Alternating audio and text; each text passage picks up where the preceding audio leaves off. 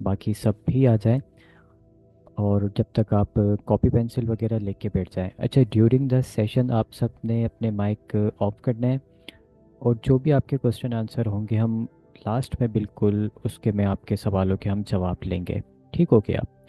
तो बगैर time waste किए हम अपना आज का सेशन स्टार्ट करते हैं। अच्छा जी, आज का हमारा जो टॉपिक है सेशन का, वो है व्हाट इज़ फॉरेक्स ट्रेडिंग। आज का हमारा टॉपिक है व्हाट इज़ फॉरेक्स ट्रेडिंग। अच्छा, मैं बहुत सारे लोगों से मिलता हूँ, उनको बताता हूँ कि मैं क्या काम करता हूँ, या वो मुझसे मालूम करते हैं कि सर जी आप क्या काम करते हैं, तो मैं उनको कहता हूँ मैं फॉरेक्स ट्रेडर हूँ, फॉरेक्स ट्रेडिंग करता हूँ। तो काफ़ी ज़्यादातर लोगों को पता ही नहीं है फॉरेक्स ट्रेडिंग क्या होती है, क्या नहीं होती है।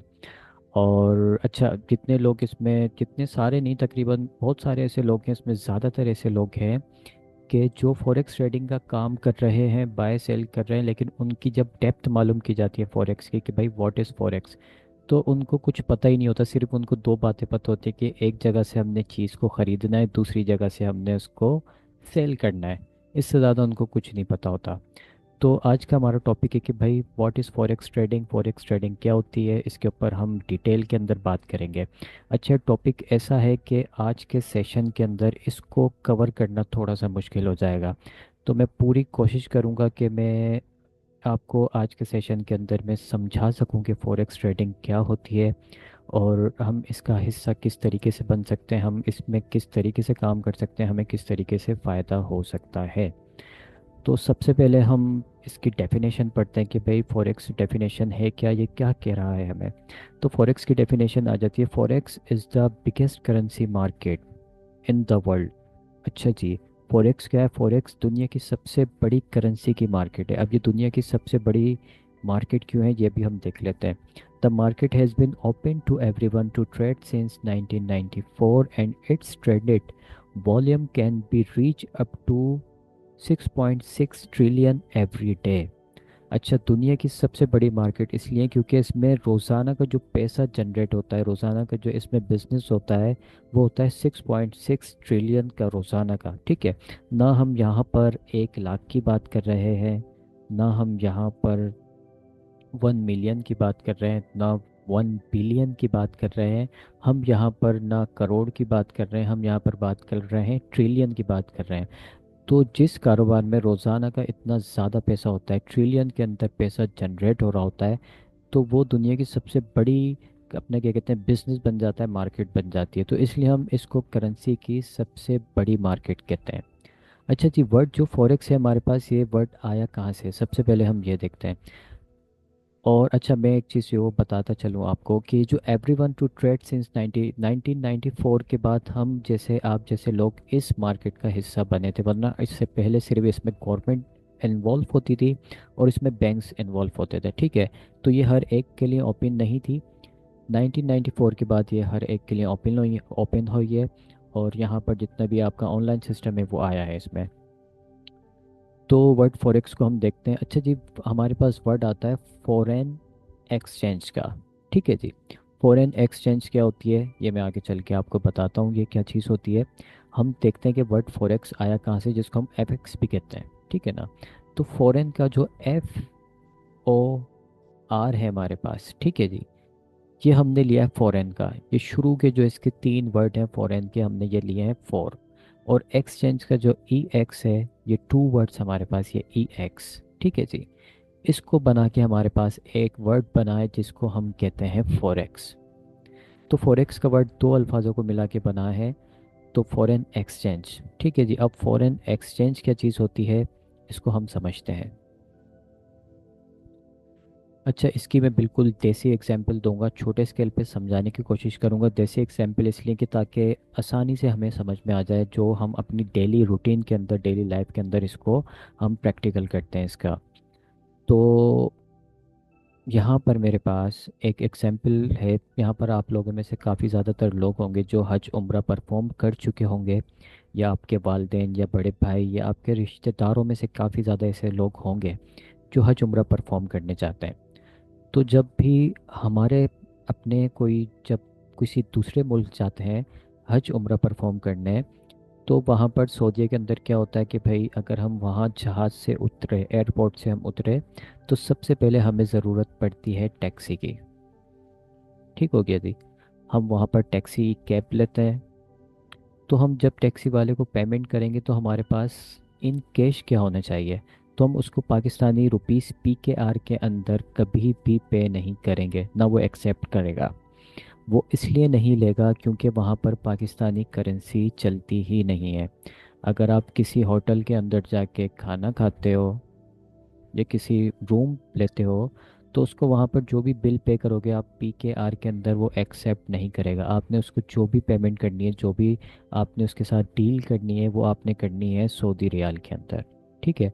अब वो इसलिए क्योंकि वहाँ पर पाकिस्तानी रुपीस चलता ही नहीं है। सेम इसी तरीके से अगर कोई गोरा या कोई हमारे पास क्या कहते हैं जापान से कोई पाकिस्तान में आ जाए और हमारी यहाँ लोकल मार्केट में घूमे और यहाँ पर कोई भी चीज़ खरीदो फरोख्त करे, तो जापान की करेंसी को हम जैपनीज येन कहते हैं। ठीक है जी। JPY, जैपनीज येन। तो अगर वो यहाँ पाकिस्तान में घूमेगा, मार्केट में लोकल घूमेगा और वहाँ पर लोगों को अपने येन देगा, जैपनीज येन देगा कि भाई मैंने कोई 200 रुपये की चीज़ लिया, आप ये मेरे से येन ले लो। तो यहाँ पाकिस्तान का बंदा जो भी है उससे वो नहीं लेगा। वो बोलेगा यार मुझे आपने पेमेंट करनी है तो PKR के अंदर, पाकिस्तानी रुपीस के अंदर आपने पेमेंट करो, मुझे 200 रुपये दो। क्योंकि वो आपके 200 रुपये जो जैपनीज है वो लेके कहाँ जाएगा बेचारा, उसको तो पता ही नहीं है इसका क्या करना है। तो इसलिए जब भी हम कहीं जाते हैं, किसी भी मुल्क में जाना हो, तो उसकी करेंसी हम एक्सचेंज लाजमी कराते हैं। या तो जाने से पहले आप यहीं पाकिस्तान से करा लें। तो पाकिस्तान में यहाँ पर बहुत सारी शॉप्स हैं, तो आप यहाँ पर आपकी जो करेंसी है वो एक्सचेंज हो जाएगी। और अगर आपने वहाँ कहीं जिस मुल्क जाना है, वहाँ के एयरपोर्ट्स के ऊपर भी एक्सचेंज की शॉप्स होती हैं, एक्सचेंजर होता है मौजूद। तो आप वहाँ पर भी इजीली एक्सचेंज करा सकते हैं। तो फ़र्ज़ कर लें आपके यहाँ कोई भी रिश्तेदार जाता है, तो सबसे पहले उम्रा परफॉर्म करने से पहले वो अपने इस पाकिस्तानी रुपीस को कन्वर्ट कराएगा किसके अंदर। वो आप कन्वर्ट कराएगा सऊदी रियाल के अंदर। अब वो जितना भी आपके पास अमाउंट है, आप एक्सचेंजर के पास जाओगे, आप उसको बोलोगे कि यार मैंने सऊदी रियाल ख़रीदना है, बाय करना है। ठीक है जी। तो आप उससे सऊदी रियाल बाय कर लोगे, आपके पास जितने भी मौजूद होंगे। और जो एक्सचेंजर होगा वो आपसे पाकिस्तानी रुपीस बाय कर लेगा और वो सेल कर देगा आपको अपना सऊदी रियाल। अच्छा जी। तो करेंसी हम खरीदो फरोख्त कर रहे हैं, इधर बाय कर रहे हैं, इधर सेल कर रहे हैं। तो मैं आपको एक छोटी सी ये बात बताता चलूँ कि करेंसीज कभी भी आपस में बाय या सेल नहीं होती हैं, खरीदो फरोख्त नहीं होती हैं। इसको हम हमेशा कहते हैं एक्सचेंज, तब्दील होती हैं एक दूसरे के मुताबिक। ठीक है ना। तो ये कभी भी बाय सेल नहीं होती है, हमेशा एक्सचेंज होती है। इसलिए इस सारे प्रोसेस को हम कहते हैं एक्सचेंज का, फॉरेन एक्सचेंज। तो वर्ड फॉरेन एक्सचेंज जो मैं आपको कह रहा था कि मैं उसको समझाऊंगा, तो पूरा प्रोसेस इसका यही है। अच्छा, फॉरेन एक्सचेंज जो मैंने कहा था आपको कि मैं वर्ड समझाऊंगा, तो हमारे पास वर्ड फॉरेन एक्सचेंज यहाँ से आया कि जो हमारे पास बाहर की करेंसीज होती हैं हम अपने मुल्क की करेंसी से तब्दील करते हैं, उसको हम फॉरेन एक्सचेंज कहते हैं। इसकी एक दूसरी एग्जांपल मैं समझाता हूँ आपको, थोड़े से बड़े लेवल के ऊपर समझाने की कोशिश करता हूँ। अच्छा जी। पाकिस्तान में आप रहते हैं या कोई भी बड़ा ताजिर है, या पाकिस्तान ने कुछ भी खरीदो फरोख्त करनी है दूसरे मुल्क से, जिस तरह हमें पता है कि हम बहुत ज़्यादा ममालिक से ख़रीदो फरोख्त करते रहते हैं। चाइना से काफ़ी ज़्यादा ख़रीदो फरोख्त करते हैं। हम चाइना से लेते हैं, क्या लेते हैं हम, बच्चों के टॉयज, मतलब बेतहाशा चीज़ें चाइना से आ रही होती हैं। इलेक्ट्रॉनिक्स आइटम्स आ रहे हैं, अपने बच्चों के टॉयज आ रहे हैं, बहुत सारी चीज़ें आ रही हैं, मोबाइल फ़ोन्स आ रहे हैं, लैपटॉप्स आ रहे हैं, टेक्नोलॉजी की ढेर सारी चीज़ें आ रही हैं। तो एक बंदा पाकिस्तान में बैठा हुआ है, ठीक है, यहाँ पर एक बंदा बैठा है पाकिस्तान में, उसको कुछ चीज़ खरीदनी है, चाइना से बाय करना है। ठीक है जी। तो वो क्या करेगा। अब चाइना से कोई चीज़ आएगी कंटेनर में, तो उसको पेमेंट भी लाखों रुपए में करनी पड़ेगी पाकिस्तानी रुपीस में। इससे भी ज़्यादा हो सकती है, करोड़ों में हो सकती है। तो वो अपनी करेंसी को क्या चाइना की करेंसी के अंदर कन्वर्ट करेगा। ठीक है, एक ये सवाल है हमारे पास। अच्छा जी। दूसरा सवाल ये है कि हम दूसरी ममालिक से ख़रीदो फरोख्त करते हैं। इंडिया से हम परचेजिंग करते हैं, मिसाल के तौर पे इंडिया से हम चावल, आटा, घी, ये चीज़ें ले रहे होते हैं। हम क्या कहते हैं, ईरान से क्या लेते हैं, ईरान से हम ऑयल लेते हैं। ठीक है। और हम दूसरे ममालिक से कुछ भी, टर्की से कुछ भी ले रहे हैं या जापान से कुछ ले रहे हैं, तो हम क्या इन सबकी मुल्क की करेंसीज को आपस में चेंज करते रहेंगे? ठीक है, कि मैं अगर इंडिया से कुछ लेना है तो पहले अपनी पाकिस्तानी करेंसी को इंडियन करेंसीज में कन्वर्ट करूं, या ईरानी रियाल में कन्वर्ट करूं, या जैपनीज येन के अंदर कन्वर्ट करूं। तो इसमें बहुत लंबा प्रोसेस लग जाएगा। तो इसके लिए वर्ल्ड वाइड सॉल्यूशन हमारे पास मौजूद है, और वो हम यूज़ करते हैं ग्लोबल करेंसी। अब ये ग्लोबल करेंसी क्या होती है? ग्लोबल करेंसी उस करेंसी को कहते हैं जो पूरी दुनिया में सब जगह एक्सेप्टेबल हो, सब जगह चल जाए, ठीक है। और वो हमारे पास होती है डॉलर। ठीक है जी। तो हर कोई बोलता है भाई मुझे डॉलर दो, डॉलर दो, डॉलर दो, या डॉलर के अंदर पेमेंट करो। अब वो डॉलर के अंदर क्यों पेमेंट करो? क्योंकि अगर पाकिस्तान को चाइना से कुछ बाय करना है, ठीक है जी, अब पाकिस्तान ने इसको पेमेंट कर दी है डॉलर के अंदर। अब जाहिर सी बात है, चाइना ने दूसरे ममालिक से भी कहीं अपना इंडिया से कुछ ख़रीदना होगा, चाइना ने अपने जापान से कुछ ख़रीदना होगा। तो जाहिर सी बात है, चाइना ने दूसरे मुल्कों को भी पेमेंट करनी है। तो उसके लिए चाइना के लिए इजी होगा कि ऑलरेडी उसके पास पहले से डॉलर मौजूद हो, ताकि वो इजीली दूसरे ममालिक को पे कर सके। ठीक हो गया। तो यहाँ तक आपके बात समझ में आ गई होगी। तो चाइना कभी भी मना नहीं करेगा कि पाकिस्तान को कि मुझे डॉलर में पे नहीं करो, क्योंकि चाइना को ऑलरेडी ज़रूरत है कि उसके पास जितने ज़्यादा डॉलर आए, ताकि वो दूसरे ममालिक से और चीज़ें आसानी से ख़रीद सके। तो अब हमारे पास सॉल्यूशन आ गया कि दुनिया में हमने कहीं पर भी बड़े पैमाने पर ख़रीदारी करनी है, या Pakistani state level, country level के ऊपर करनी है, तो हमने अपनी करेंसी को डॉलर के अंदर कन्वर्ट कराना है। इसकी मैं एक और एग्जांपल आपको समझाता हूँ। इसी तरीके से ईरान की अगर हम बात करें, अब सबको पता है अमेरिका टेक्नोलॉजी के अंदर काफ़ी ज़्यादा आगे। अब ईरान को ज़रूरत पड़ गई है कि भाई अमेरिका से कुछ बाय करने की। ठीक है जी। अब इसने क्या बाय करना है? यहाँ से लैपटॉप वगैरह कुछ भी करना हो, ठीक है, वॉट एवर। तो अब ईरान क्या करेगा? ईरान वही सबसे पहला सीन करेगा। क्या करेगा? ईरान अपनी जो ईरानी रियाल होगा उसको कन्वर्ट कराएगा डॉलर के अंदर। ठीक है जी।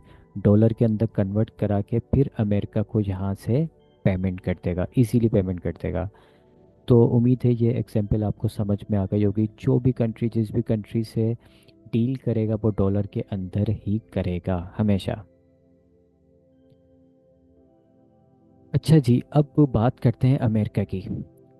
अगर हम यहाँ देखें कि भाई अमेरिका को, हमें सबको पता है कि भाई ईरान के पास ऑयल है। अब अमेरिका को चाहिए ऑयल। अमेरिका को ईरान से क्या करना है? बाय करना है ऑयल। तो अमेरिका क्या करेगा? क्या अमेरिका अपनी करेंसी को कन्वर्ट करेगा डॉलर के उसके अंदर, ईरानी रियाल के अंदर? तो बिल्कुल भी नहीं, ऐसा नहीं करेगा। अमेरिका कभी भी अपनी करेंसी को कन्वर्ट जो है नहीं करेगा। वो इसलिए नहीं करेगा क्योंकि उसकी ऑलरेडी करेंसी जो है वो डॉलर मौजूद है। ठीक है। तो ईरान हंसी खुशी डॉलर के अंदर उससे ले लेगा। तो अमेरिका एक वाहिद मुल्क है जहाँ पर उसको अपनी करेंसी कन्वर्ट करने की ज़रूरत ही नहीं है। तो उम्मीद है आपको ये पूरा जो फॉरेन एक्सचेंज का प्रोसेस है, एक छोटे लेवल से बड़े लेवल के ऊपर, आपको समझ में आ गया होगा कि हम छोटे लोग किस तरीके से इस फॉरेन एक्सचेंज को यूज़ करते हैं, और फिर कंट्री वाइज या बिजनेसमैन किस तरीके से इस चीज़ को यूज़ करते हैं। अच्छा, अब मैं आपको छोटा सा समझा देता हूँ Pakistan stock market, Pakistan stock exchange. ये आप सबने इसका नाम सुना होगा, ठीक है। रात को जो खबरें आती हैं 9 बजे की, तो उसके अंदर बताते हैं कि भाई पाकिस्तान स्टॉक एक्सचेंज के अंदर आज मंदी रही है, ठीक है, पॉइंट्स गिर गए या पॉइंट्स बढ़ गए या तेज़ी देखने को मिली है। इस तरीके की खबरनामे के एंड में न्यूज़ आती है, कभी सुनी होगी।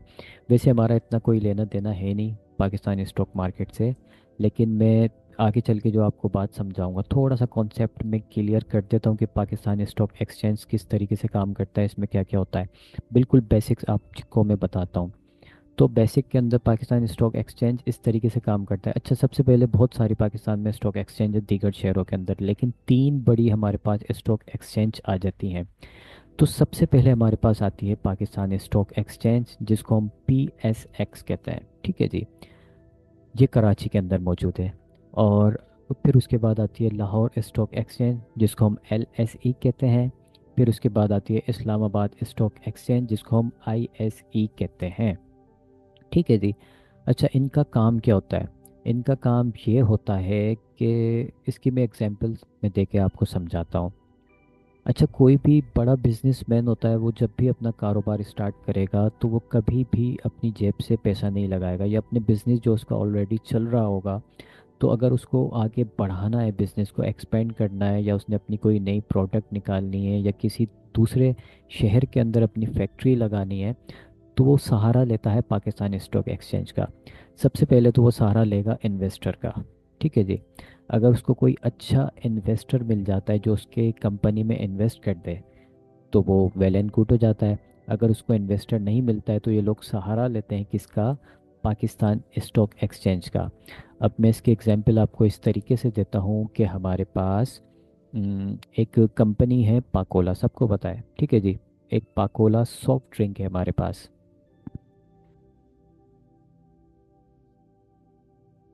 ये हमारे पास पाकोला की सॉफ्ट ड्रिंक मौजूद है, ठीक है जी। अब पाकोला वालों ने सोचा कि यार बिजनेस हमारा एक्सपेंड करना है, हमने इसमें एक आइसक्रीम की कंपनी लगानी है, ठीक है जी। तो आइसक्रीम की फैक्ट्री लगानी है, लेकिन इनके पास पैसे है नहीं दूसरी फैक्ट्री लगाने के लिए, इन्वेस्टर नहीं है। तो अब ये क्या करेंगे, जो इनकी ऑलरेडी फैक्ट्री चल रही है पाकोला, इसकी जाहिर सी बात है कोई ना कोई वर्थ होगी, कोई ना कोई वैल्यू होगी, ठीक है ना।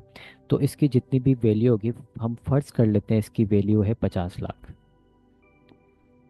तो ये पाकोला वाला जाएगा ओनर स्टॉक मार्केट के अंदर, ये अपने आप को रजिस्टर्ड करवाएगा, इसका पूरा प्रोसेस अलग है, हम उस पर बात नहीं करेंगे। तो ये इसकी जितनी वर्थ है 50 लाख के, इसके हिस्से बन जाएंगे जिसको हम शेयर्स कहते हैं। अब वो उसकी मर्ज़ी है, जितने बनाए, 1,000 बनाए, 10,000 बनाए, या 1,000 ही बना ले, कुछ भी बना ले। तो वो हिस्सा जो उसका शेयर्स है, वो उसकी कोई भी वैल्यू हो सकती है। वो 5,000 का भी हो सकता है, वो 250 रुपये का भी हो सकता है, वो 10,000 का भी हो सकता है। अच्छा, मैं और आप जैसे जो बंदे हैं, ठीक है, वो ये चाहते हैं कि हम अपनी जो है शमूलियत एक कंपनी के अंदर, जो ओनरशिप है, वो हम इख्तियार कर लें। अगर मैं पाकोला के 50% शेयर्स खरीद खरीद लेता हूँ, तो मैं 50% उसका क्या कहते हैं, शेयर्स होल्डर बन जाऊंगा। तो मेरा भी एक नाम हो जाएगा कि हाँ यार, पाकोला मेरी भी कंपनी है। तो बहुत सारे लोग इस इतना शेयर्स खरीदते रहते हैं, कोई एक खरीदता है, कोई एक से ज़्यादा खरीदता है, कोई 25% खरीदता है, कोई 50% खरीदता है, कोई 75% शेयर्स भी खरीद लेता है। तो ये अवाम के ऊपर है। तो इस तरीके से ये अपने शेयर्स के हिस्से बना लेते हैं, ठीक है। एक अच्छा, एक हिस्सा भी बन सकता है, एक से ज़्यादा भी बन सकता है, 10,000, 5,000, 500, वो इनकी मर्जी है। तो ये अपने हिस्से बनाते हैं, इनके सारे के सारे शेयर्स जो हिस्से हैं वो हो जाते हैं, सेल बिक जाते हैं। तो इनके पास एक अमाउंट वापस 50 लाख का आ जाता है, जिससे वो आइसक्रीम की फैक्ट्री लगाते हैं, ठीक है। और इस आइसक्रीम की फैक्ट्री में बिल्कुल प्रॉफिट बनाते हैं। जो 50 लाख की इन्होंने फैक्ट्री लगाई है, वो बिल्कुल प्रॉफिट करके वो समझ ली हो जाती है डबल 1 करोड़ की। ठीक है जी, 1 करोड़ की इसकी वर्थ हो जाती है। तो जिसने भी यहाँ पर हिस्सा खरीदा था, अगर किसी ने एक हिस्सा 5,000 का खरीदा है, तो वो इसका हिस्सा डबल हो जाएगा। किसी ने अगर 5,000 का यहाँ पर हिस्सा खरीदा है, तो यहाँ पर उसका प्रॉफिट अब 10,000 का हो जाएगा। इस तरीके से हमारी स्टॉक मार्केट रन करती है। ये बिल्कुल बेसिक है, ठीक है, समझाने के लिए आपको कि स्टॉक मार्केट के अंदर क्या होता है, क्या नहीं होता है। तो इस तरीके से लोग यहाँ पर आते हैं और शेयर्स खरीदते हैं, सेल करते हैं, बेचते हैं, और अपने आप को रजिस्टर करवाते हैं। अच्छा जी, तो पाकिस्तान जब, वैसे तो हमारा इतना अच्छा मुल्क है पाकिस्तान, लेकिन इतना स्टेबल मुल्क नहीं है, या इतना तरक्की याफ्ता मुल्क नहीं है पाकिस्तान। तो यहाँ पर इतनी सारी स्टॉक एक्सचेंज मौजूद हैं। तो जब दुनिया की हम बात करते हैं, दूसरे ममालिक की बात करते हैं जो स्टेबल हैं, जो हमसे ज़्यादा, काफ़ी ज़्यादा आगे हैं, तरक्की याफ्ता मुल्क हैं, तो वहाँ पर स्टॉक एक्सचेंज क्यों नहीं होगी? तो हम इसको देख लेते हैं कि भाई, वर्ल्ड स्टॉक एक्सचेंज के अंदर हमारे पास क्या आ जाता है। तो जिस तरीके से पाकिस्तान के अंदर स्टॉक एक्सचेंज मौजूद है, इसी तरीके से दुनिया के हर ममालिक के अंदर, हर सिटी के अंदर जो है, हमारे पास स्टॉक एक्सचेंज आ जाती है। तो यहाँ पर मैंने कुछ बड़ी बड़ी जो है मेन मेन स्टॉक एक्सचेंज यहाँ पे मार्क किए हैं।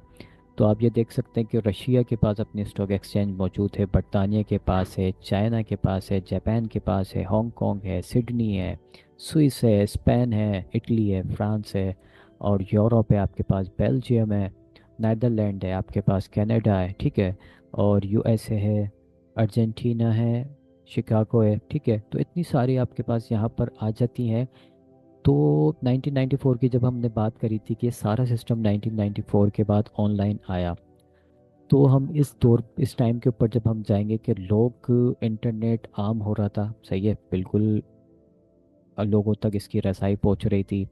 पहले के ज़माने की अगर हम बात करें तो पहले के लोग अगर एक दूसरे की खैरियत जब पूछते थे तो लेटर के ज़रिए पूछते थे, ख़तो किताबत के ज़रिए पूछते थे, ठीक है ना।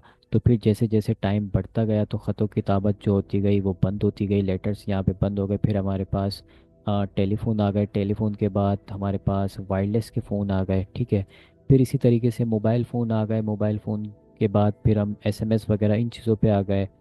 तो जैसे जैसे वक्त गुजर रहा है, ठीक है ना, तो फिर जब दुनिया की इतनी बड़ी ये मार्केट थी, ये किस तरीके से पीछे रहती, तो ये भी फिर एक दूसरे से आपस में कनेक्ट होती गई मार्केट।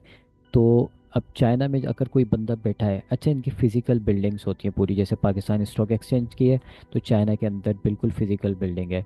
तो अब चाइना के अंदर जो बंदा बैठा है उसको फिर 7 समंदर पार जाने की, अमेरिका की स्टॉक मार्केट से अगर उसने कुछ खरीदना है या उसकी किसी कंपनी के शेयर्स खरीदने हैं, तो वहाँ जाने की इसको ज़रूरत नहीं है, ठीक है। वो आराम से वो अपनी चाइना की जगह पे बैठ के ऑनलाइन सारा उसके कंपनी के शेयर्स खरीद लेगा। अगर कोई कनाडा के अंदर बैठा है तो वो जापान के स्टॉक मार्केट के कुछ खरीदना चाहता है तो वो खरीद लेगा।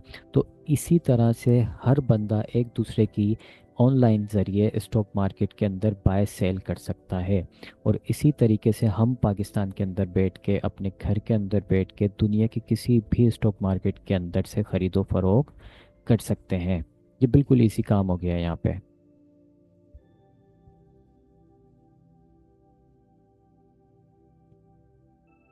अच्छा जी, जब मार्केट यहाँ पर एक दूसरे से कनेक्ट हो रही है, ठीक है, पूरी दुनिया की जब वर्ल्ड वाइड जो स्टॉक एक्सचेंज जब आपस में कनेक्ट होती है, तो फिर हम किसी एक चीज़ के ऊपर फोकस नहीं कर सकते।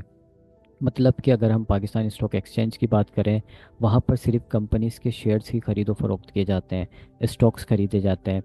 तो अब जब दुनिया की सारी मार्केट्स कनेक्ट हो रही हैं आपस में, तो फिर हम सिर्फ यहाँ पर स्टॉक्स नहीं खरीदेंगे, ठीक है। तो हमारे पास यहाँ पर वैरायटी काफ़ी ज़्यादा बढ़ जाती है, देखने को मिल जाती है। तो जैसे जैसे हम कनेक्ट होते जाते हैं पूरी दुनिया से, तो हम फिर सिर्फ स्टॉक्स नहीं खरीदते, हम फिर इंडेसेस के अंदर भी ट्रेड्स कर सकते हैं, ठीक है। हम बॉन्ड्स के अंदर भी ट्रेड्स कर सकते हैं, हम प्राइवेट फंड्स के अंदर ट्रेड्स कर सकते हैं, हम दुनिया की कोई सी भी करेंसी को ख़रीदो फरोख्त कर सकते हैं, उसके अंदर एक्सचेंज कर सकते हैं, ठीक है ना। और सबसे बड़ी बात, कमोडिटी हमारे पास एक वसी रेंज मिल जाती है।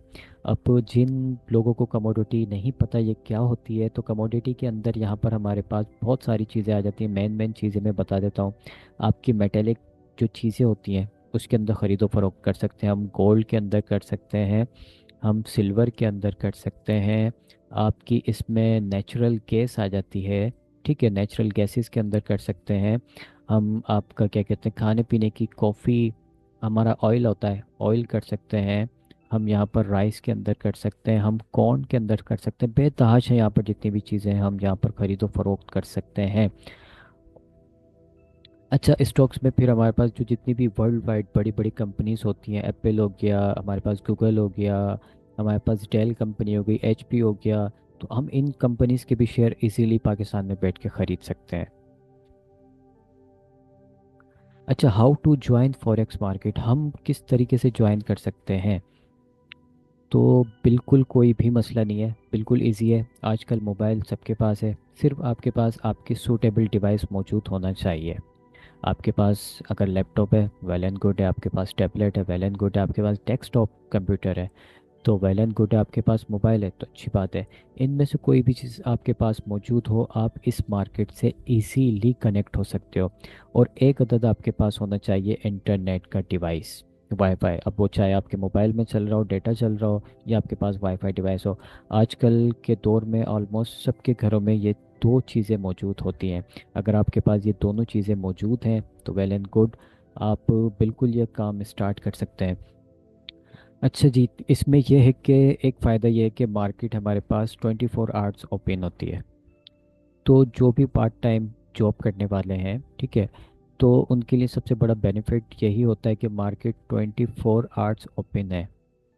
इसके अंदर समर के अंदर होता है 1 आवर का ब्रेक, ठीक है, और विंटर के अंदर होता है 2 आवर का ब्रेक बस। बाकी आपको मार्केट जो है ओपन मिलेगी।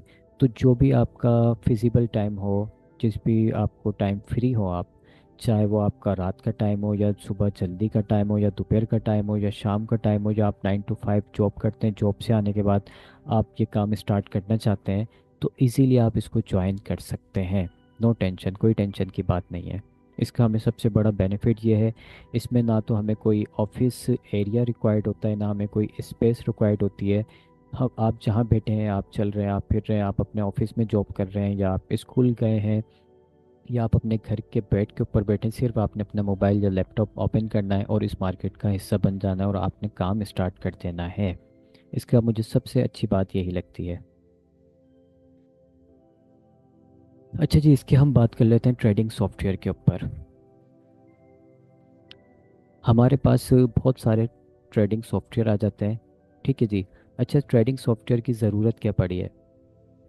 ट्रेडिंग सॉफ्टवेयर की ज़रूरत हमें इसलिए पड़ी है यहाँ पर कि हम जैसे देखते कि पहले के ज़माने में सारी चीज़ें अलग होती थी। मिसाल के तौर पे अगर हमारे पास मोबाइल है तो हम चैट के लिए मैसेंजर यूज़ करते थे, वीडियो कॉल के मीटिंग के लिए स्काइप यूज़ करते थे, और दूसरे अलग अलग कॉलिंग के लिए अलग सॉफ्टवेयर यूज़ करते थे। लेकिन आज की तारीख में हम देखते हैं तो व्हाट्सएप के ऊपर सारे काम हो जाते हैं, ठीक है। व्हाट्सएप के ऊपर आप फाइल सेंड कर सकते हो, ईमेल कर सकते हो, आप वीडियो कॉल कर सकते हो, आप मीटिंग कर सकते हो, आप ऑडियो कॉल कर सकते हो। मतलब बेतहाशा जितने आप दुनिया की सारी जितनी भी चीज़ें आप पहले के दौर में अलग अलग एप्लीकेशन यूज़ करते थे भेजने के लिए, तो वो आप सारी चीज़ें अब सिर्फ व्हाट्सएप के ऊपर कर सकते हो। तो एक प्लेटफॉर्म के अंदर आपकी सारी चीज़ें मौजूद हो गई हैं, ठीक है ना। इसी तरीके से अगर हम बात करें फूड पांडा की, तो फूड पांडा पे हम देखते हैं कि पहले हम अलग अलग रेस्टोरेंट से कॉल करके अलग अलग सारी चीज़ें मंगवाते थे। कहीं से कुछ आ रहा है, कहीं से कुछ आ रहा है, कहीं से कुछ आ रहा है। लेकिन अब सिर्फ हमें एक फूड पांडा की एप्लीकेशन खोलने की ज़रूरत होती है, ठीक है जी। तो फूड पांडा हमें ऑप्शन दे देता है कि भाई सारे के सारे यहाँ पर हमारे पास रेंज मौजूद है रेस्टोरेंट की। आपने जहाँ से मर्ज़ी ऑर्डर करना है, आप सिर्फ एक ही एप्लीकेशन से कर सकते हो। जिस तरीके से हम दराज पे जाते हैं या किसी भी ऑनलाइन शॉप के ऊपर जाते हैं, शॉपिंग वेबसाइट के ऊपर जाते हैं, तो वहाँ पर बहुत सारी दीगर शॉप्स होती हैं जो वहाँ पे रजिस्टर्ड होती हैं। अलीबाबा की हो गई, जैसे कि अली एक्सप्रेस की हो गई। तो वहाँ पर बहुत सारे शॉपकीपर ने अपने आप को रजिस्टर्ड कराया होता है एक प्लेटफॉर्म के अंदर, तो हम सारी जगह से हम देख सकते हैं, एक ही जगह हमें सब चीज़ें मिल जाती हैं। तो इसी तरीके से पूरी दुनिया की जो स्टॉक एक्सचेंज है उनको भी एक जगह जमा करना ज़रूरी था। ऐसा नहीं है कि अगर आपने अमेरिका की अगर स्टॉक एक्सचेंज से कुछ करना है तो उसकी कोई अलग एप्लीकेशन या अलग वेबसाइट हो, यूरोप की स्टॉक एक्सचेंज से आपने कुछ करना है तो उसकी अलग एप्लीकेशन या वेबसाइट हो, ऐसा नहीं है। ये सिर्फ यहाँ पर एक पूरा सॉफ्टवेयर मौजूद है जहाँ पर सारी स्टॉक एक्सचेंज या सारे कंपनी के शेयर, सारी करेंसीज, सारी कमोडिटीज़ आपको यहाँ पर देखने को मिल जाती हैं। आपको कहीं पर भी आगे पीछे भागने की ज़रूरत नहीं है, सारी चीज़ें एक ही जगह पे मिल जाती हैं। तो इसको हम कहते हैं ट्रेडिंग सॉफ्टवेयर, जिसका नाम है मेटा ट्रेडर। अच्छा, बहुत सारे हैं लेकिन 95% जो हमारे पास ट्रेडर हैं वो यही यूज़ करते हैं मेटा ट्रेडर। इसका एक और अपडेटेड वर्जन है मेटा ट्रेडर 5, ठीक है। कोर्स के अंदर हम मेटा ट्रेडर 4 5 दोनों सीखेंगे, ठीक है। अच्छा, थोड़ा सा इसका एडवांस वर्जन हम देख लेते हैं, ठीक है। वो आ जाता है ट्रेडिंग व्यू। ये थोड़ा इजी टू यूज़ है, हमारी जो आजकल की जनरेशन है, यूथ है, उसको हिसाब से देखते हुए ये थोड़ा सा ओल्ड फैशन है, ठीक है। और ये हमारे पास थोड़ा सा अपडेटेड वर्जन है। तो हम यहाँ पर दोनों सॉफ्टवेयर सीखेंगे, ट्रेडिंग व्यू किस तरीके से यूज़ करना है, हमारी जितने भी एनालिसिस होंगे, टेक्निकल एनालिसिस होंगे, हम सारे के सारे हम सीखेंगे ट्रेडिंग व्यू के ऊपर। तो हमारे पास ये सॉफ्टवेयर है। अच्छा, ये सॉफ्टवेयर आपके मोबाइल पर भी इंस्टॉल हो जाते हैं, ठीक है। इनकी मोबाइल एप्लीकेशन है, आईओएस के ऊपर भी है और एप्पल वगैरह आपका जो एंड्रॉयड सिस्टम है पूरा सारा दोनों के ऊपर चलता है, इसमें कोई टेंशन की बात नहीं है। अच्छा जी, अब हम बात करते हैं टाइप्स ऑफ फॉरेक्स एनालिसिस की।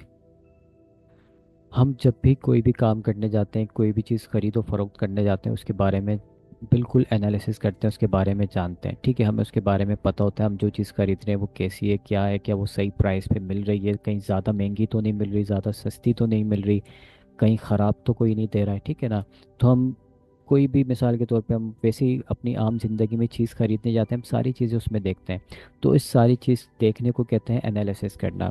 तो फॉरेक्स मार्केट के अंदर जब भी हम कोई भी चीज़ खरीदेंगे तो उसका हम जाहिर सी बात है एनालिसिस करेंगे। तो इसमें दो तरह के एनालिसिस होते हैं, एक होता है आपका फंडामेंटल और दूसरा होता है आपका टेक्निकल एनालिसिस। ठीक है जी। फंडामेंटल एनालिसिस जो होता है वो थोड़ा सा मुश्किल होता है।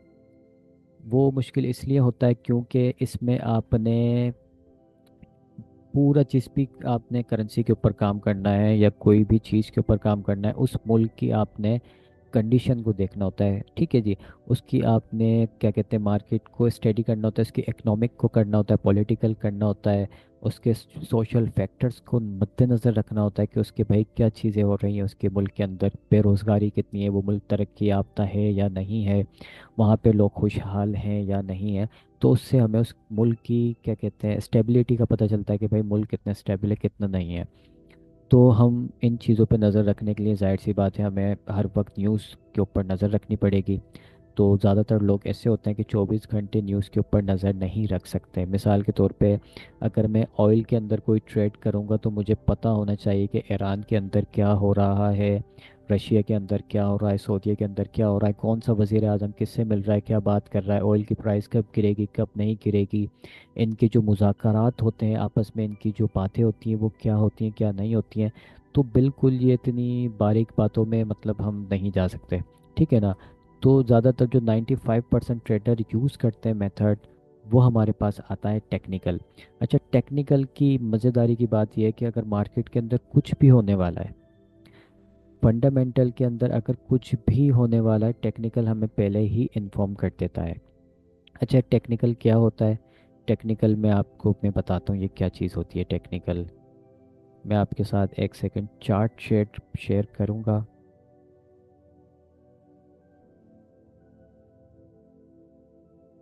आपको ये ट्रेडिंग व्यू का आपको चार्ट नज़र आ रहा होगा, ठीक है ना। टेक्निकल के अंदर हम ये कैंडल्स पढ़ना सीखते हैं, हम ये चार्ट देखना सीखते हैं। ये चार्ट जो है ना हमसे बातें करता है कि आया मैं अभी कहाँ जा रहा हूँ कहाँ नहीं जा रहा हूँ, प्राइस ने कितना नीचे जाना है कितना ऊपर जाना है।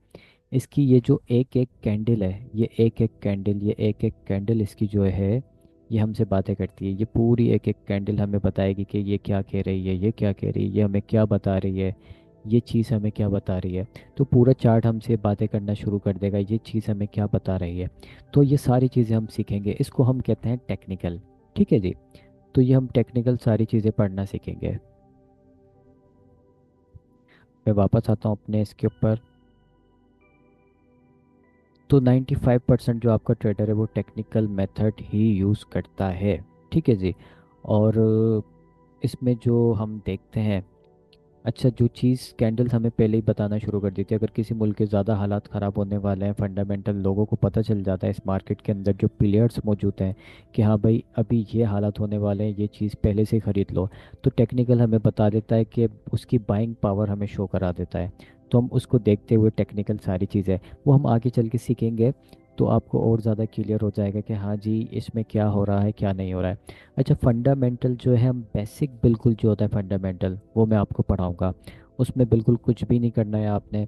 आपने सिर्फ 2-3 मिनट निकालने हैं। अगर निकाल सकें, अगर वो भी ना निकालें तो कोई इशू नहीं है। अगर हम वो न्यूज़ नहीं भी देखें, उसके फंडामेंटल्स ना भी देखें, हमारी सेहत पर कोई असर नहीं पड़ेगा। ठीक है जी।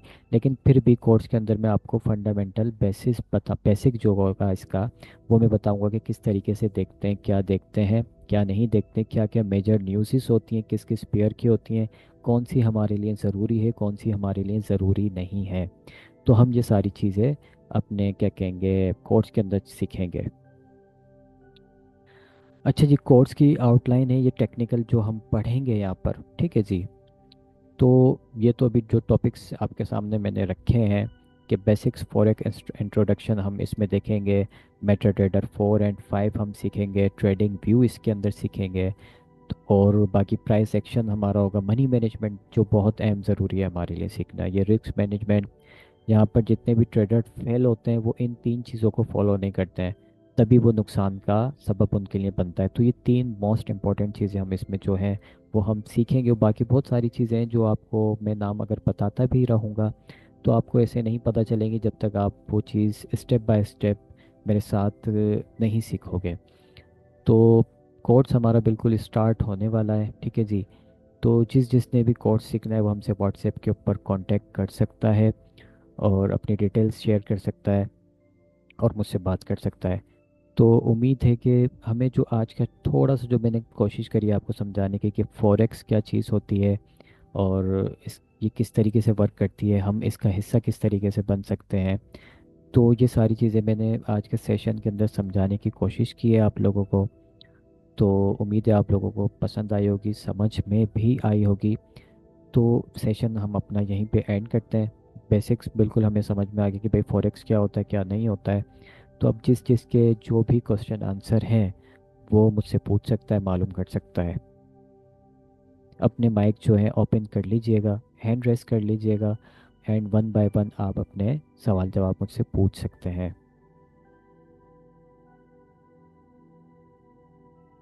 ये हमारा ग्रुप है, ठीक है, एज एन एफ एक्स।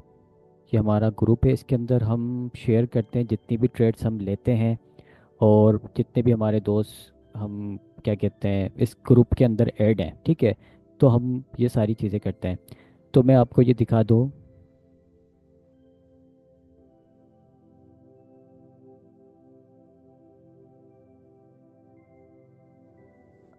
ये मेरी लास्ट ट्रेड थी, ठीक है।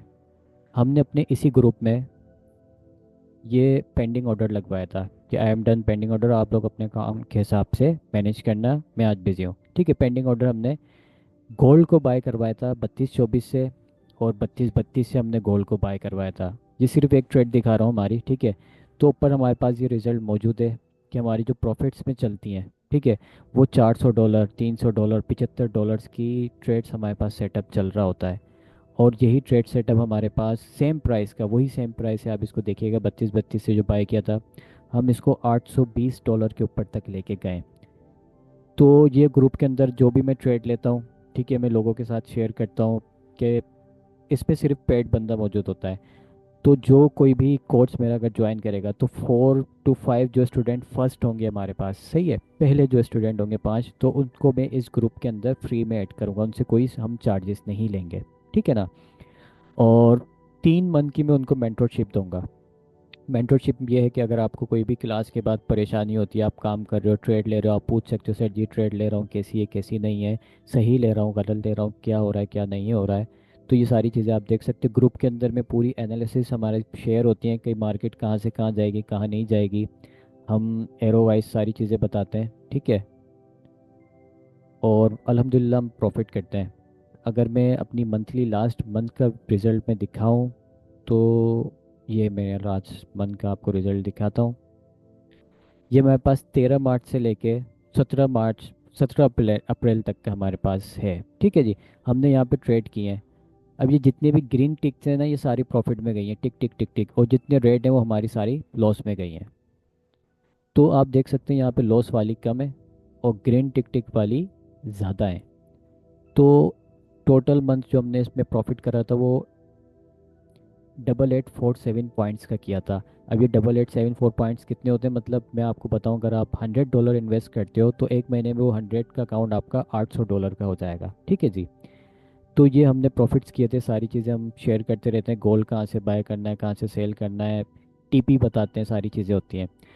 तो कोर्स के अंदर ऐसा नहीं है कि आपको एक महीने का कोर्स है तो अगर एक महीना पूरा हो गया तो हम जान छुड़ा लेंगे, ठीक है, ये वाला हमारे पास काम नहीं है। अगर कोर्स कंप्लीट होते होते एक महीने से ज़्यादा ऊपर टाइम लग जाता है, मिसाल के तौर पे कितना टाइम लग जाता है, मिसाल के तौर पे महीने से ऊपर लग जाता है, तो हम, एक हफ्ता ऊपर लग गया तो हम जान नहीं छुड़ाते, बिल्कुल हम उसको कंटिन्यू रखेंगे। एक हफ्ता ऊपर लगे, 15 दिन ऊपर लगे, कोर्स हमारा कंटिन्यू रहेगा जब तक आपको टॉपिक्स क्लियर नहीं होंगे, ठीक है। ऐसा नहीं है कि मैंने आज टॉपिक पढ़ा दिया दूसरे दिन आपको समझ में नहीं आया हम जान छोड़ देंगे, नहीं।